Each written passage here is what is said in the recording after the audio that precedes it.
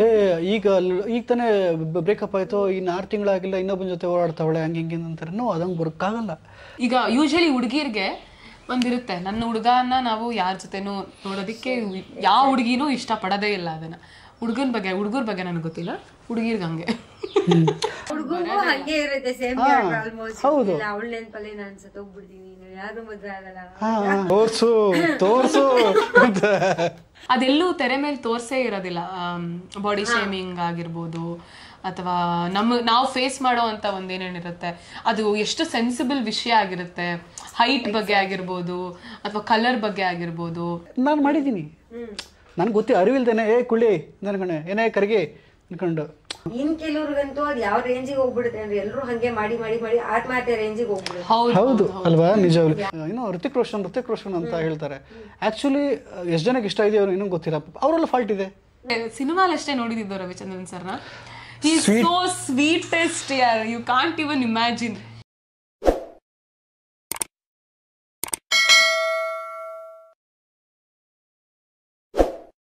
ಧ್ರುವತಾರೆ ಸಿನಿಮಾಲಿ ಈಗ ಶೂಟಿಂಗ್ ಬಗ್ಗೆ ನೀವು ಇದು ಕೇಳ್ತಿದ್ರಲ್ಲ, ನಾನು ಯಾವಾಗ್ಲೂ ಹೇಳ್ತಿರ್ತೀನಿ ಅದೊಂದು ಸೀಕ್ವೆನ್ಸ್ ಇದೆ. ಬಟ್ ನಂಗೆ ಓವರ್ ಆಲ್ ಸಿನಿಮಾಲಿ ಫಸ್ಟ್ ಆಫ್ ಅಲ್ಲಿ ಆ ಸೀಕ್ವೆನ್ಸ್ ಸಿಕ್ಕಾಪಟ್ಟೆ ಇಷ್ಟ. ಆಸ್ ಎ ಆಡಿಯನ್ ನಾನು ಸಿನಿಮಾ ನೋಡಿದಾಗ ಏನದು ಹುಡುಗಿ ಇದು ಅದೆಲ್ಲ ಏನು ಬರುತ್ತೆ, ಆ ಸೀಕ್ವೆನ್ಸ್ ನಂಗೆ ಇಷ್ಟ. ಅವ್ರು ಚೆನ್ನಾಗಿ ಮಾಡಿರೋದಾಗಿರ್ಬೋದು. ಸೋನಿಯಾ ಅಂತ ಒಂದು ಕ್ಯಾರೆಕ್ಟರ್ ಬರುತ್ತೆ, ಅವರು ಮಿಸ್ ಕರ್ನಾಟಕ ಮಿಸ್ ಇಂಡಿಯಾನ ಏನೋ ಒಂದು ಕ್ಯಾರೆಕ್ಟರ್ ಆದ್ರೂ ಗಂಡನಿಗೋಸ್ಕರ ಎಂತ ಬ್ಯೂಟಿಫುಲ್ ಹುಡುಗಿನೆಲ್ಲ ಹುಡುಕ್ಬಿಟ್ಟಿದ್ದೀರಾ ಅಲ್ವಾ. You have to be very thankful. Thank you. ಇಂತ ಹೆಂಡತಿ ಸಾಧ್ಯನಾ? Thank you. ಇಲ್ಲ, ಕೆಲವೊಂದು ಅವರೇ ಹುಡ್ಕೊಂಡಿದ್ದಾರೆ. ಹೌದಾ? ಪರಿವರ್ತನೆ ಇದಾರೆ ಎಲ್ರು ಒಳಗೊಬ್ಬ, ನಿಮ್ಮಲ್ಲೂ ಒಬ್ಬ ಪ್ರತೀಕ್ ಅವ್ರ ಒಳಗಡೆ ಇರೋ ಪರಿವರ್ತನೆ ಆಗಿದಾರ ಇನ್ನು ಹಂಗೆ ಗೊತ್ತಿಲ್ಲ. ಅದು ನೀವು ಪರಿವರ್ತನ ಆಕ್ಚುಲಿ ನಿಮ್ಮೊಳಗಡೆನೂ ಒಬ್ಬ ಪರಿವರ್ತನೆ ಇದ್ದಾನೆ, ಅದು ಬರೆಯಕ್ಕಾಗದಪ್ಪ. ಹೌದೌದು, ನಿಜವಾಗ್ಲೂ ಅಂದ್ರೆ ಕಥೆಗಳು ಎಲ್ಲೆಲ್ಲೋ ಅಂದ್ರೆ ಸುಮ್ಮನೆ ಅದು ಉಟ್ಕೊಳ್ಳಲ್ಲ. ಅದು ರಿಯಲ್ ಅಲ್ಲಿ ಈವೆಂಟ್ಸ್ ಇದ್ರೆ ಅಂಥದ್ದೇ ಕನೆಕ್ಟ್ ಆಗಕ್ಕೆ ಸಾಧ್ಯ.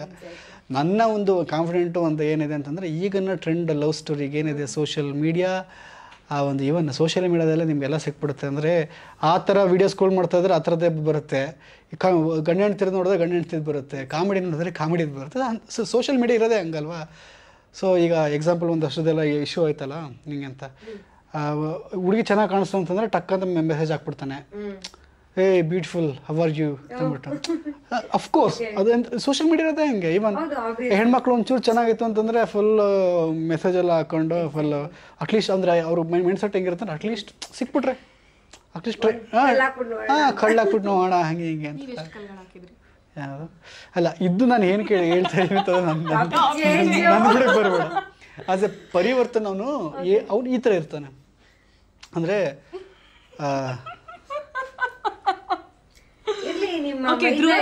ಏನು ಬೇಜಾರ್ ಮಾಡ್ಕೋಬೇಡಿ. ಅವ್ರು ಇವಾಗ ಆಲ್ರೆಡಿ ಅವ್ರ ಅಕ್ಕನ್ ಕೊಟ್ಟ ಆಗೋಗ್ಬಿಟ್ಟಿದೆ ನಿಮ್ಗೆ. ಅವರು ಅಷ್ಟೇ ಫಿಕ್ಸ್ ಆಗೋಗ್ಬಿಟ್ಟಿದ್ರೆ ಈ ಜನ್ಮಕ್ಕೆ ಇವನೇ ಏನ್ ಮಾಡೋದು ಅಂತ. ಇಲ್ಲ ಅಂದ್ರೆ ನಾನು ಇದು ಏನ್ ಹೇಳಕ್ ಹೊರಟಿದ್ದೀನಿ ಅಂತಂದ್ರೆ, ಅವ್ರು ಇವಾಗ ಮಗು ಜೊತೆ ಇದ್ದು ಇನ್ನೊಂದು ಮಗು ಆಗ್ಬಿಟ್ಟಿದ್ದಾರೆ. ಸೊ ಅವರಲ್ಲಿರೋ ಕ್ರೂರತನ ಎಲ್ಲ ಹೋಗ್ಬಿಟ್ಟಿದೆ. ಏನು ಮಾಡಲ್ಲ ಅಂದ್ರೆ ಒಬ್ಬ ಬ್ರೇಕಪ್ ಆಗಿರೋ ಒಬ್ಬ ವ್ಯಕ್ತಿ ತರ ಮಾತಾಡ್ತೀನಿ ಅಂತಂದ್ರೆ, ನಾನು ಅದನ್ನ ಬಿಲೀವ್ ಮಾಡ್ತೇನೆ. ಅಂದರೆ ಅದು ಫೀಲ್ ಆಗಿದ್ರೆ ಮಾತ್ರನೇ ಅದು ಬ್ರೇಕಪ್ ಆಗಿರೋರು ಎಲ್ಲರಿಗೂ ಒಂದು ಫೀಲ್ ಇರುತ್ತೆ. ಆ ಪೇಯ್ನ್ ಇರುತ್ತೆ ಗೊತ್ತಾ ಬ್ರೇಕಪ್ ಆದಾಗ. ಆ ಪೇಯ್ನಿಂದ ಆಚೆ ಬರೋಕೆ ಏನೇನೋ ಸಾಹಸಗಳು ಮಾಡಕ್ಬಿಟ್ಟಿರ್ತಾನೆ. ಯಾರ ಹತ್ರ ಮಾತಾಡೋದು ಅಥವಾ ಎಲ್ಲಾದರೂ ಚಾನ್ಸ್ ಸಿಕ್ಕುತ್ತಾ ಅಂತ ನೋಡೋದು. ಚಾನ್ಸ್ ಅಂದರೆ ನಿಮ್ಗೆ ಬರುತ್ತೆ ಸಮಥಿಂಗ್ ಆ ಥರ. ಯಾರಾದರೂ ಟ್ರೂ ಲವ್ ಅಂತ ಬಂತು ಅಂತಂದರೆ ಇಲ್ಲ, ಪ್ಲೇ ಬಾಯ್ ಥರ. ಪ್ಲೇ ಬಾಯ್ ಥರ ಅವ್ನಿಗೆ ಅಂತಂದರೆ ಎಲ್ಲದರಲ್ಲೂ ಸಿಗ್ತಾರಲ್ಲ. ಆ ಪೇಯ್ನ ಆಚೆ ಹಾಕಕ್ಕೆ ಏನೇನೋ ಮಾಡ್ತಾನೆ. ಡೈವರ್ಷನ್ ಮಾಡೋಕ್ಕೆ ಬೂಸ್ ಮಾಡ್ತಾನೆ, ಏನೇನೋ ಡ್ರಗ್ ಟ್ರೈ ಮಾಡ್ತಾನೆ. ತಡೆಯಕ್ಕಾಗಲ್ಲ ಅವನ ಕೈಯಲ್ಲಿ. ಫುಲ್ಲು ಮಾತಾಡ್ತಾರೆ, ಕೋಪ ಇರುತ್ತೆ. ಆ ಫ್ರಸ್ಟ್ರೇಷನ್ ಎಲ್ಲ ಆಲ್ರೆಡಿ ಒಂದು ಸಾಂಗಲ್ಲಿ ತೋರಿಸಿದೀವಿ ನಾವು, ಏಕಾಂಗಿ ಪಾಡು ಅನ್ನೋ ಒಂದು ಇದರಲ್ಲಿ. ಒಬ್ಬ ಟ್ರೂ ಬ್ರೇಕಪ್ ಆಗಿರೋನಿಗೆ ನಿಜವಾಗ್ಲೂ ಅವ್ನ ಲೈಫ್ ಹೆಂಗಿರುತ್ತೆ, ಅದು ಈಗಿನ ಜನ್ರೇಷನ್ ಪ್ರಕಾರ ಹೆಂಗಿರುತ್ತೆ ಅನ್ನೋದನ್ನ ನಾವು ಧ್ರುವ ತಾರಲ್ಲಿ ಆರಾಮ್ಸೆ ನೋಡ್ಬೋದು. ಧ್ರುವ ತಾರೆ ಸಿನಿಮಾನ ಈಗ ಏನದು ಕಾಲೇಜ್ ಹುಡುಗರಾಗಿರ್ಬೋದು, ಈಗಷ್ಟೇ ಮದುವೆ ಆಗಿ ಇನ್ನೇನೋ ದಾಂಪತ್ಯ ಜೀವನನ ಎಂಜಾಯ್ ಮಾಡೋರು, ಅವರಿಗೂ ಅಷ್ಟೇ ತುಂಬಾ ರಿಲೇಟ್ ಆಗುತ್ತೆ ಸಿನಿಮಾ. ಆಮೇಲೆ ಈಗಷ್ಟೇ ಕಾಲೇಜ್ ಮುಗಿಸಿ ಕೆಲ್ಸಕ್ಕೆ ಹೋಗ್ತಿರ್ತಾರೆ, ಆಗಷ್ಟೇ ಒಂದು ಲವ್ ಬ್ರೇಕಪ್, ಅವರಿಗೂ ಕನೆಕ್ಟ್ ಆಗುತ್ತೆ. ಈಗಷ್ಟೇ ಕಾಲೇಜ್ ಬಂದಿರೋರ್ಗು. ಸೊ ಓವರ್ ಆಲ್ ಆಮೇಲೆ ಫ್ಯಾಮಿಲಿ, ಗಂಡ ಹೆಂಡತಿ ಆಲ್ರೆಡಿ ಆಗಿರೋರಿಗೂ ಕನೆಕ್ಟ್ ಆಗುತ್ತೆ. ಸೊ ಎಲ್ರಿಗೂ ಕನೆಕ್ಟ್ ಆಗುವಂಥ ಸಿನಿಮಾ, ಎಲ್ಲರೂ ಫ್ಯಾಮಿಲಿ ಸಮೇತ ಬಂದು ಕೂತ್ಕೊಂಡು ನೋಡುವಂಥ ಸಿನಿಮಾ. ಸೊ ನಾವು ಇದನ್ನ ಟ್ಯಾಗ್ ಲೈನ್ ಕೆಳಗಡೆ the story of life time ಅಂತ ಹಾಕಿದ್ದೀವಿ ಕೆಳಗಡೆ. ಹಾಂ. ಸೊ ನಾವು ಇದು ಅರ್ಥ ಏನಂತಂದರೆ, ನಾವು ಇದನ್ನು ಅವ್ನು ಕಂಪ್ಲೀಟ್ ಅವ್ನ ಜರ್ನಿ, ಅಂದರೆ ಅವನು ಹೆಂಗೆ ಬಿದ್ದು ಎದ್ದು ಹೋಗಿ ಒಂದು ಪ್ರೀತಿಗೋಸ್ಕರ ಯಾವುದೇ ಅಂದರೆ ಒಂದು ಟ್ರೂ ಲವ್ ಆಯಿತು ಅಂತಂದರೆ ಅವನು ಎಂಥ ಚಾಲೆಂಜಸ್ ಬಂದ್ರೂ ಅವ್ನು ಫೇಸ್ ಮಾಡ್ತಾನೆ, ಅವ್ನು ನಿಂತ್ಕೋತಾನೆ, ಅವನು ಎದ್ದು ಬಿದ್ದು ಆ ಪ್ರೀತಿನ ಪಡ್ಕೊತಾನೆ ಮತ್ತೆ ಉಳಿಸ್ಕೊತಾನೆ ಅನ್ನೋದೆಲ್ಲ ಒಂದು ಲೈಫಲ್ಲಿ ಖಂಡಿತ ಯಾವುದು ಹಿಂಗೆ ಇರಲ್ಲ ಗ್ರಾಫು ಅಲ್ವಾ. ತುಂಬ ವೇರಿ ಇರುತ್ತೆ, ತುಂಬ ಚೆನ್ನಾಗುತ್ತೆ, ಮತ್ತೆಲ್ಲ ಡೌನ್ ಆಗುತ್ತೆ ಹಿಂಗೆ. ಸೊ ಎಲ್ಲರ ಲೈಫಲ್ಲಿ ಪ್ರತಿದಿನ ಲೈಫಲ್ಲೂ ಆಗೋಂಥದ್ದೇ. ಸೊ ಅದನ್ನು ನಾವು ನಮ್ಮ ಸಿನಿಮಾದಲ್ಲಿ ನೀಟಾಗಿ ಆ ಸೈಕಲ್ನ ತೋರಿಸಿರ್ತೀವಿ. ಸೊ ಫೈನಲಿ ನಮ್ಮ ಸಿನಿಮಾ ನೋಡಿದವರು ಅವ್ರು ಯಾವ ಫೀಲಲ್ಲಿ ಹೇಳ್ತಾರೆ ಅಂತಂದರೆ, ನನಗೆ ಇದ್ದರೆ ಸಿಕ್ಕಿದ್ರೆ ಒಂದು ಹುಡುಗ ಅನ್ಕೊಳ್ಳೋದು, ನನಗೆ ಪರಿವರ್ತನೆ ಥರ ಸಿಗಬೇಕು ಅಂತ ಹುಡುಗ ಅಂದ್ಕೊಂಡ್ರೆ, ಹುಡುಗಿ ಅನ್ಕೊತಾಳೆ ನಂಗೆ ಸಿಕ್ಕಿದ್ರೆ ಹುಡುಗಿ ಅನ್ಕೊತಾಳೆ ಸಿಕ್ಕಿದ್ರೆ ಪರಿವರ್ತನೆ ಥರ ಸಿಗಬೇಕು ಅಂತ, ಹುಡುಗ ಅನ್ಕೊತಾನೆ ಸಿಕ್ಕಿದ್ರೆ ಅಪೂರ್ವನೇ ಸಿಗಬೇಕು, ಅಪೂರ್ವನ ಥರನೇ ಸಿಗಬೇಕು ಅಂತ. ನನ್ನ ಕ್ಯಾರೆಕ್ಟ್ರಲ್ಲೂ ಹಾಗೆ ಪ್ಲೇ ಆಗುತ್ತೆ. ಈಗ ಹುಡುಗಿಯರ ಮನಸ್ಥಿತಿ ಹೇಗಿರುತ್ತೆ, ಏನೇನೋ ಹುಡುಗಿರು ತಡ್ಕೊಳ್ಳಲ್ಲ. ಈಗ ಯಾರಾದರೂ ಏನೋ ಒಂದು ಅಂದಿರ್ತಾರೆ, ಒಂದು ಸಣ್ಣ ವಿಷಯ, ಫಾರ್ ಎಕ್ಸಾಂಪಲ್ ನೀನು ಕೂದಲು ಹಿಂಗಿದೆ ಅಂದ್ಬಿಟ್ರೆ ಅದನ್ನ ಒಂದು ವಾರ ಎಲ್ಲ ಯೋಚನೆ ಮಾಡಿರ್ತಾರೆ. ಅಯ್ಯೋ ನಾನು ಕೂದಲು ಹಿಂಗಿದ್ಯಾ, ಅಯ್ಯೋ ನಾನು ಹಿಂಗಿದ್ದೀನ, ಪ್ರಾಬಬ್ಲಿ ಎಲ್ಲೂ ಹೇಳ್ಕೊಳ್ಳಲ್ಲ. ಆ ಹೆಣ್ಮಕ್ಳು ಅದನ್ನ ಬ್ಯಾಲೆನ್ಸ್ ಮಾಡ್ತಿರ್ತಾರೆ. ಸೊ ಅದನ್ನ ಒಂದೆಲ್ಲೋ ಇನ್ಫಾರ್ಮೇಟಿವ್ ಆಗಿ ತೋರಿಸಿರೋ ಅಂಥದ್ದಿರ್ಬೋದು ಧ್ರುವ ತಾರೆಯಲ್ಲಿ, ಅಪೂರ್ವ ಆಗಿ. ಆಮೇಲೆ ಹುಡುಗಿಗೆ ಬ್ರೇಕಪ್ ಆದರೆ ಅವಳು ಅದನ್ನ ಹೇಗೆ ಬ್ಯಾಲೆನ್ಸ್ ಮಾಡ್ತಾಳೆ. ಮತ್ತೆ ಈ ಹುಡುಗರು ಇರ್ತಾರೆ ಗೊತ್ತಾ, ಪ್ಲೇ ಬಾಯ್ಸ್ ಥರ, ಆ ಥರ ಹುಡುಗ ಸಿಕ್ಕಿದಾಗ, ಅಥವಾ ಈಗ ಯೂಶಲಿ ಹುಡುಗಿರ್ಗೆ ಒಂದಿರುತ್ತೆ, ನನ್ನ ಹುಡುಗನ ನಾವು ಯಾರ ಜೊತೆನೂ ನೋಡೋದಕ್ಕೆ ಯಾವ ಹುಡುಗಿನೂ ಇಷ್ಟಪಡೋದೇ ಇಲ್ಲ. ಅದನ್ನು ಹುಡುಗರ ಬಗ್ಗೆ ನನಗೆ ಗೊತ್ತಿಲ್ಲ, ಹುಡುಗಿರ್ಗೆ ಹಂಗೆ ಅದು ಹೇಳಬೇಕು. ಬಟ್ ನನ್ನ ಸಿನಿಮಾದಲ್ಲಿ ಇನ್ನೊಂದು ಯಾವ ಥರ ಅಂತಂದರೆ, ಬ್ರೇಕಪ್ ಆಗ್ತಿದ್ದಂಗೆ ಇಲ್ಲ ಅವಳು ಇಮಿಡಿಯೇಟಾಗಿ ಇನ್ನೊಬ್ಬರನ್ನ ಲವ್ ಮಾಡಬಾರ್ದು ಅಥವಾ ಅನ್ನೋದೆಲ್ಲ ಆ್ಯಕ್ಚುಲಿ ಬುಕ್ಕಲ್ಲಿರುತ್ತೆ ಅದೆಲ್ಲ ಅಂತ. ಬಟ್ ರಿಯಲಾಗಿ ಯಾರು ಹಂಗಿರಲ್ಲ, ಹಾಗೇ ಇರೋದಿಲ್ಲ ಯಾರ ಲೈಫಲ್ಲೂ. ಯಾಕಂದರೆ ಈಗ ತಾನೇ ಬ್ರೇಕಪ್ ಆಯಿತು, ಇನ್ನು 6 ತಿಂಗಳಾಗಿಲ್ಲ, ಇನ್ನೊಬ್ಬನ ಜೊತೆ ಓಡಾಡ್ತಾವಳೆ ಹಂಗೆ ಹಿಂಗೆ ಅಂತಾರೆ. ಅದಂಗೆ ಬರೋಕ್ಕಾಗಲ್ಲ. ಅವ್ರ ಮನ್ಸದು. ಅಂದರೆ ಈ ಹುಡುಗ ಹೆಂಗೆ ಇಮಿಡಿಯೇಟಾಗಿ ಡೈವರ್ಟ್ ಆಗಬೇಕು ಅಂತ ಅವ್ನು ಏನೇನೋ ಮಾಡ್ತಾನೆ, ಡ್ರಗ್ಗಿಗೆ ಹೋಗ್ತಾನೆ ಅಥವಾ ಬೇರೆ ಹುಡುಗಿ ಜೊತೆ ಸಹವಾಸ ಮಾಡ್ತಾನೆ, ಹಾಗೆ ಹುಡುಗಿಗೂ ಆಗುತ್ತೆ. ಅವಳು ಡೈವರ್ಟ್ ಆಗಬೇಕು ಅಂತ ಅವಳು ಏನೇನೋ ಮಾಡ್ತಾಳೆ. ಸೊ ಹೌದು, ಇದನ್ನೇ ನಾವು ನಮ್ಮ ಸಿನಿಮಾದಲ್ಲಿ ರಿಯಾಲಿಟಿ ತೋರಿಸಿದ್ದೀವಿ ಅಷ್ಟೇ. ಅಂದರೆ ಪುಸ್ತಕದ ಬಂದಕ್ಕೆ ಅಂತ ಹೇಳ್ತಾರಲ್ಲ, ಹಾಗೆ ಪುಸ್ತಕದಲ್ಲಿ ಇರೋ ಥರ ಜೀವನ ಅಲ್ಲ. ಜೀವನ ರಿಯಲ್ ಲೈಫಲ್ಲಿ ಏನಾಗ್ತದೆ, ನಮ್ಮ ಸೊಸೈಟಿಲಿ ಏನಾಗ್ತದೆ ಅನ್ನೋದನ್ನ ನೀಟಾಗಿ ಯಾವುದಕ್ಕೂ, ಯಾಕಂದರೆ ಇದೆಲ್ಲ ಬಾಲಿವುಡ್ಡಲ್ಲಿ ಈಸಿಯಾಗಿ ತೋರಿಸ್ತಾರೆ. ಬ್ರೇಕಪ್ ಆಗ್ತಿದ್ದಂಗೆ ಟಕ್ ಅಂತ ಏನೋ ಲವ್ ಅನ್ನೋದನ್ನ ಈಸಿಯಾಗಿ ತೋರಿಸ್ತಾರೆ, ಅಲ್ಲಿ ಅಕ್ಸೆಪ್ಟ್ ಮಾಡ್ತಾರೆ ಹಿಂಗೆ ಅಂತ. ಅಕ್ಸೆಪ್ಟ್ ಮಾಡ್ತಾರೆ. ಬಟ್ ಐ ಥಿಂಕ್ ನಮ್ಮಲ್ಲೂ ಮೈಂಡ್ಸೆಟ್ ಎಲ್ಲ ಚೇಂಜ್ ಆಗಿದೆ. ನಮ್ಮಲ್ಲೂ ಹಂಗಿದೆ. ಅಂದರೆ ತುಂಬ ಮುಂಚೆಲ್ಲ ಒಪ್ಕೊತಾ ಇರಲಿಲ್ಲ. ಆ ಹುಡುಗಿನ ಹೆಂಗೆ ತೋರಿಸಿದ್ರೆ, ಹುಡುಗಿ ಅಂತಂದರೆ ಅವಳು ಇನ್ನೂ ಸಫರ್ ಆಗಬೇಕು. ನೆಕ್ಸ್ಟ್ ಯಾವುದೇ ಗಂಡು ಬಂದ್ರು ಹುಡ್ಕಕ್ಕೆ ಬಂದಾಗ ಅವಳು ನೋ ಅಂತಾನೆ ಅನ್ಬೇಕು, ಅವ್ನ ನೆನಪಲ್ಲೇ ಸಾಯ್ತಾ ಇದ್ದೀನಿ ಅಂತ ಅನ್ಬೇಕು. ಈಗಲೂ ಎಕ್ಸ್ಪೆಕ್ಟ್ ಮಾಡೋದು ಹಂಗೆ ಅಲ್ವಾ? ಹಿಂಗೆ ಹೌದು.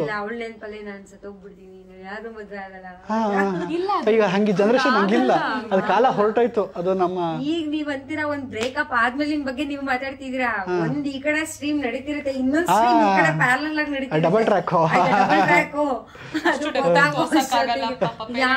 ಹೇಳಿದ್ದು ಜನರಲ್ ಪ್ರಾಕ್ಟಿಕಲ್ ಆಗಿ ನೋಡ್ಬೇಕಂದ್ರೆ ಹಂಗಿರುತ್ತೆ.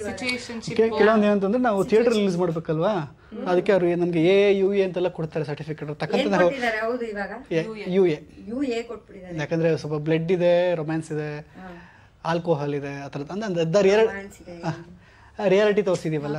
ಈಗ ನನ್ನ ಕಂಟೆಂಟ್ ತಗೊಳಕ್ಕೆ ನನ್ನನ್ನ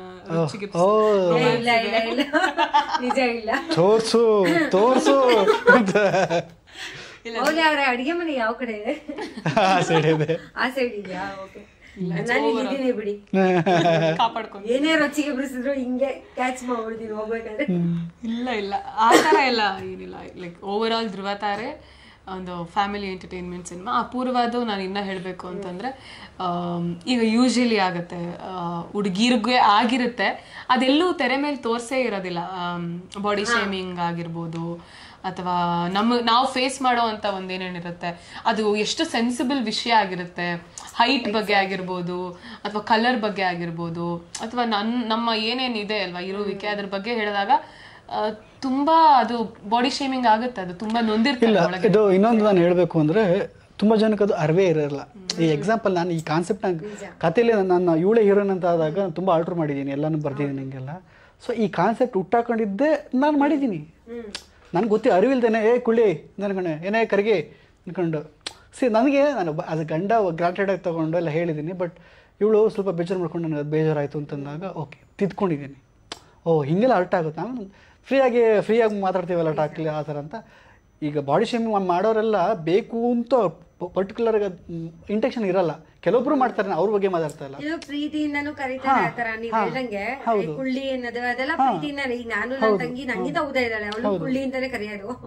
ಸೊ ಅದು ಸಂವಾಟ್ ಓಕೆ. ಬಟ್ ನೀವ್ ಹೇಳ್ದಂಗೆ ಕೆಲವರಿಗೆ ಅದು ಬಾಡಿ ಶೇಮಿಂಗ್ ಅಂತ ಫೀಲೇ ಇರಲ್ಲ, ಅಂದ್ರೆ ಗೊತ್ತೇ ಅವ್ರಿಗೆ ಅರಿವೇ ಇರಲ್ಲ. ಇನ್ ಕೆಲವ್ರಿಗೆ ಅರಿವಾದ್ರೂ ಅದನ್ನ ಹೇಳ್ಬೇಕು ಅಂತ ವಾಪಸ್ ಬರಲ್ಲ. ನೀವ್ ನಂಗೆ ಕರೆದ್ರೆ ಹಂಗ ಹರ್ಟ್ ಆಗತ್ತೆ ನಂಗೆ ಅಂತ ಇವ್ರು ಹೇಳಿದ್ರಲ್ಲ, ಆತರ ಹೇಳ್ಬೇಕಂತ ಬರಲ್ಲ.